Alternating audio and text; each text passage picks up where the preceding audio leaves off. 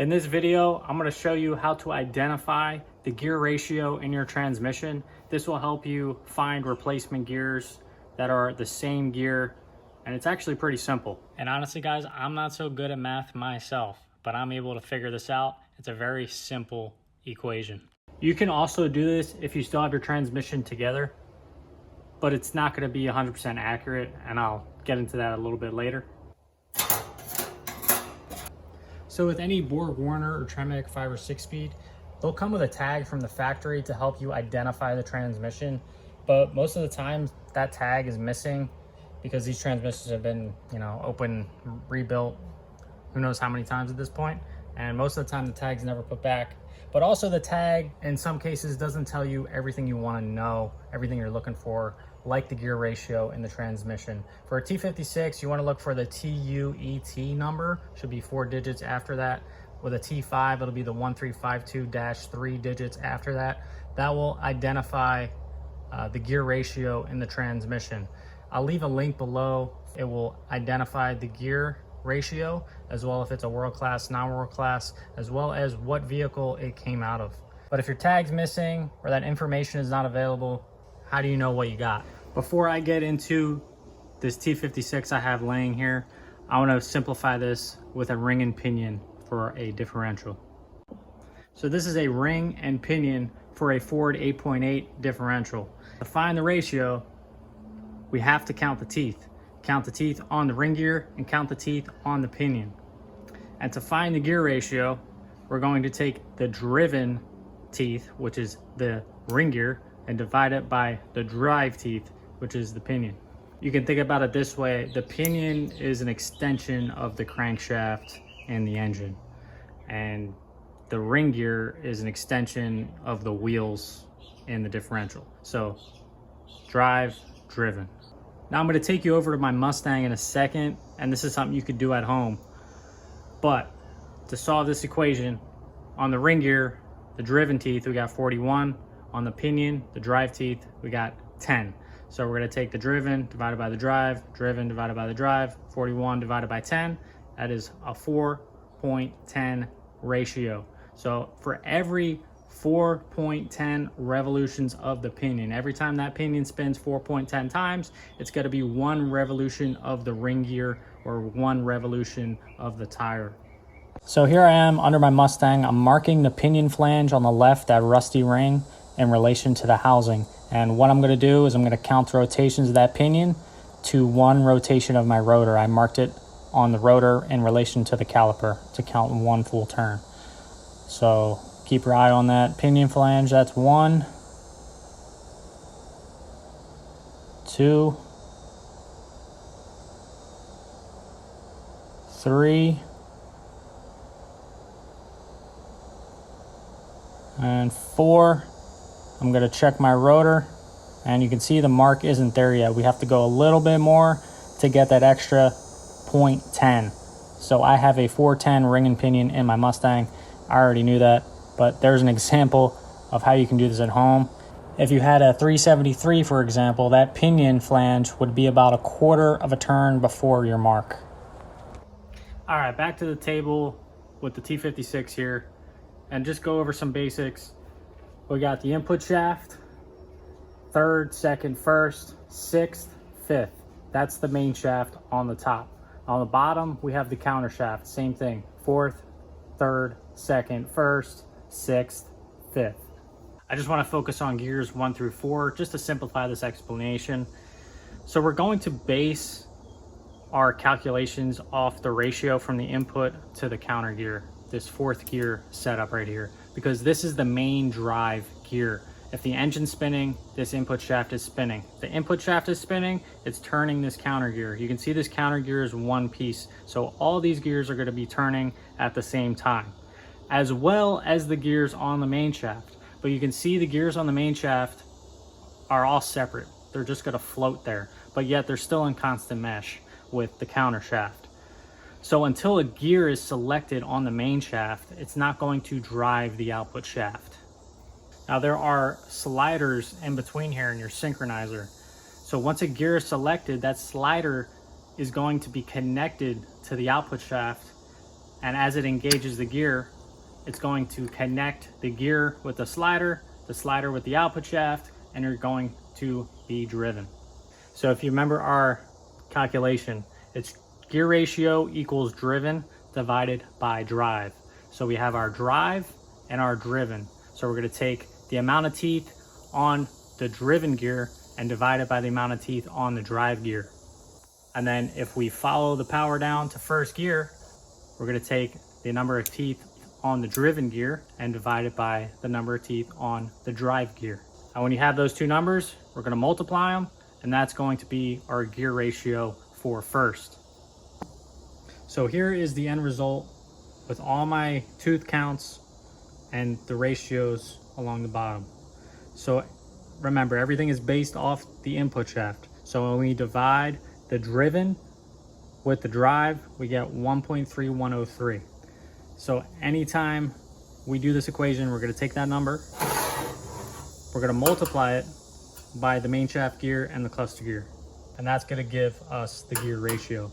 So we're going to take the driven, the counter shaft, divided by the drive, which is the input shaft. So we got 38 divided by 29. 1.3103. That is your number. And then for first gear, we'll take the driven divided by the drive. So the driven gear is now first gear on the main shaft divided by the drive gear on the counter shaft. So 43 divided by 19. 2.2631. So we're going to take 1.3103 times 2.2631.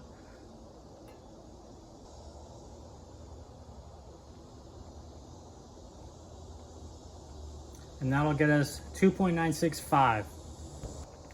And after you count all your teeth, plug all your numbers in, do all your math, these will be your final gear ratios, and just round them up. So for first gear, every time the input shaft turns 2.97 revolutions, the output shaft is going to turn once. Second gear, every time the input shaft turns 2.07 revolutions, output shaft is going to turn once. Third gear, same thing. Fourth gear, you can see it's 1-to-1. It's just going straight through the main shaft. And then fifth and sixth, you can see that it's overdriven. So for every 0.71 revolutions, the input shaft doesn't even make one revolution. The output shaft's already turning one full turn. So say you don't have your transmission apart and it's all together, got it sitting on a bench. I'll show you how you can kind of get a rough idea of figuring out the ratios inside. For example, this is a TKO or TR3550, and they did come in different ratios. Let's see if we can figure out what it is. I already looked for a tag. There's no tag on it, no way to identify it. So it's kind of the same thing I did on my Fox body. We're going to mark the input shaft and the bearing retainer, and then come to the back, same thing, mark the seal and the output shaft. Next, I'm going to put it in first gear. So next, I'm going to spin the input and count how many rotations that input shaft spins related to one rotation of the output shaft. All right, I'm going to go in a clockwise direction. That's one. About a third of the way.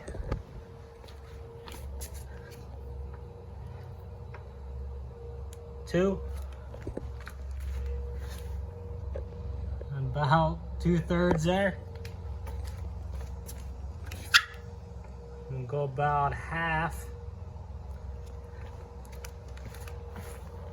Almost there. Now this is where it gets tricky because I'm about halfway there right now.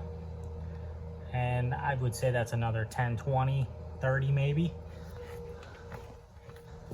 Let's see where this is. It's about dead halfway on the bottom there. So I'm going to go another quarter turn.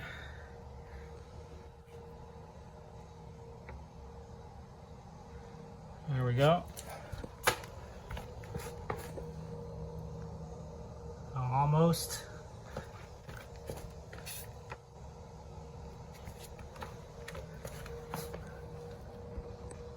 So there it is. So we have almost 3 complete revolutions. And if we look up the gear ratios that came in this, I mean, that's probably 280. So I just pulled up Tremec's website, and it has the specs on the TKO 500, 600, 3550s. So the 500, the first one up here, is a 327 first gear. Now, we're not even at 3 yet, so it must be the 287. So this would identify as a 600, a TKO 600. I was pretty close around the 280 mark, so there's another way you can do it to get you close and get you a rough idea. You can also go ahead and do that with all the gears like I showed you and get all your ratios. Now, what if I took this another step backward? I'm gonna try 3rd gear now. See what that is.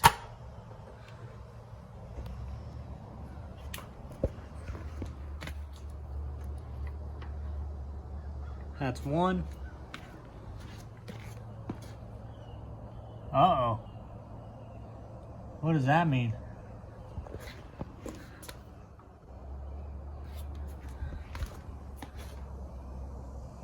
That can't be good.